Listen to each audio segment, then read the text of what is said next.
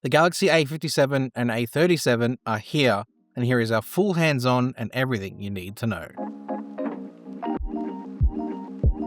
Welcome back to SamMobile TV. You're here with Daniel. Our man Max got hands-on with the Galaxy A57 and 37 overseas.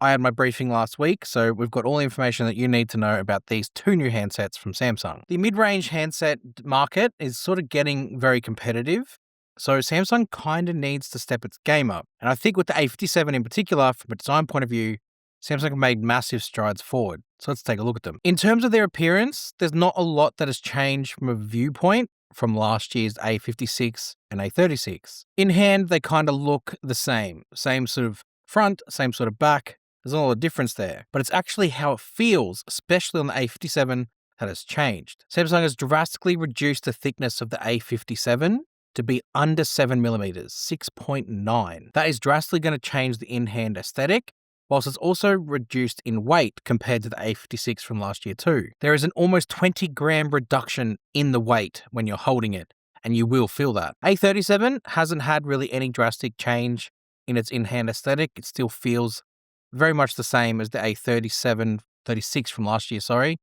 and you'll notice that it feels the same. But you're not really going to be upgrading from A36 to A37 anyway, so it's not something you're probably going to be thinking about. They both have what Samsung call the key island, which is like a little protrusion out for the buttons to sort of, I guess, help you find them a bit easier for the power and the volume buttons. It always seems like Samsung can play around with the base models or the mid-range models a little bit more than they can with the flagship. The camera modules are very much the same as what they were last year. In fact, the camera modules from the A56 kind of, I guess, were the inspiration for the S26 models. They kind of took that and implemented it over there. A lot of people said they like it, and they've kept it again for another year. It's made of glass around the front and the back, and you've got an aluminium frame, very stock standard for a slab smartphone. But where I think the most changes from a design point of view have been made is the display. Samsung have shrunk down the bezels, and you definitely notice this. It gives you more screen real estate, and you'll be holding less phone because of the fact it's reduced the bezels but maintained the screen size. Both devices are still 6.7 inch in the display,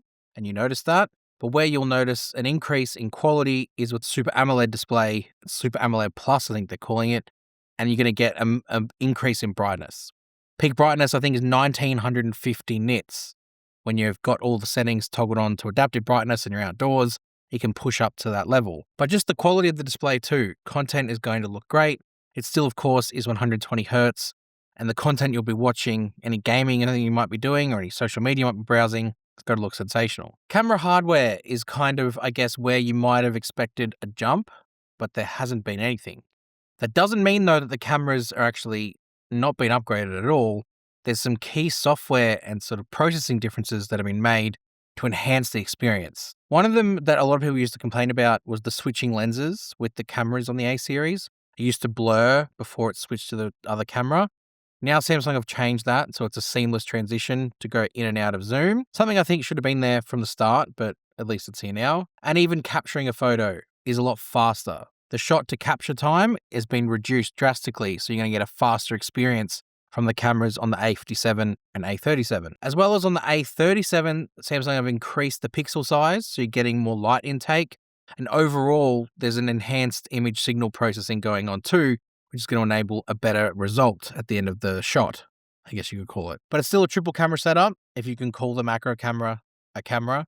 It's got an ultra wide, it's got a 50 megapixel main, and then there's the macro camera as well. I still think they could replace the macro with like a 2x telephoto, but macro is still there. Software-wise, both devices will be running One UI 8.5 out of the box, which means you're going to get all of the sort of visual upgrades and the customization aesthetic of One UI 8.5, like the quick panel, for example. That's all going to be there, but it doesn't carry over a lot of the AI features. So rather than giving Galaxy AI, they've kind of just watered down a lot of features and called it advanced intelligence features. So there's still something in there. It's not like it's bare and empty.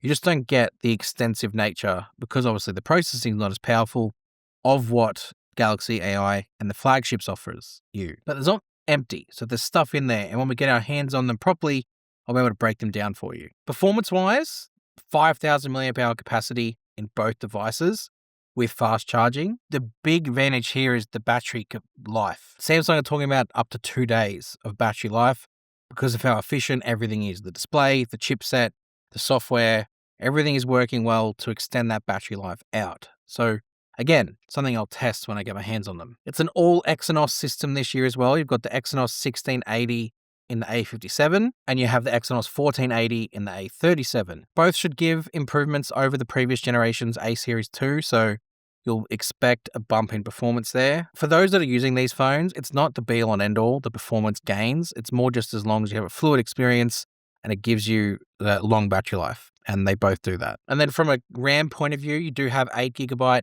and 12GB options, but the most stock standard you'll find will likely be 8, especially if you're conservative on price. And there's no micro SD card support. It's just internal storage only. Both devices offering multiple levels of storage, with the A57 going up to 512 in certain markets. So that is the A57 and A37 hands-on experience. We've got all the other information you might want to know about these devices live on our website now. So go visit SamMobile.com, check all of that out. Go find us in our socials as well. And we'll see you guys next time. Thanks.